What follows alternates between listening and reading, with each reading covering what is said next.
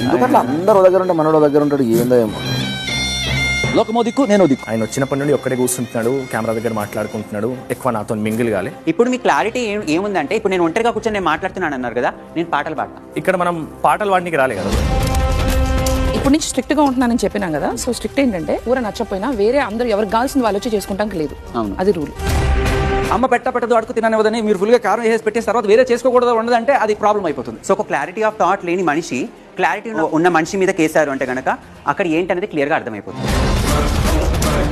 ఇద్దరిలో కంపేర్ చేస్తే మీరు ఎక్కువగా మింగల్ అవ్వట్లేదు. హెల్ప్ ఆఫర్ చేయట్లేదేమో అన్న ఒక పాయింట్ నాకు అనిపించింది. నా గిన్నెలు కడిగాడు అక్క. You shouldn't talk.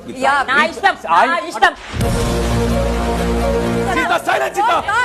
Silence! Silence! Silence!